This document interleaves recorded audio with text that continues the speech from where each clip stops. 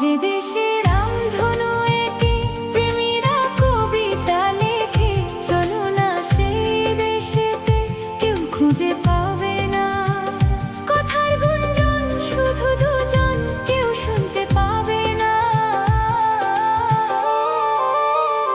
যে দেশে রামধনু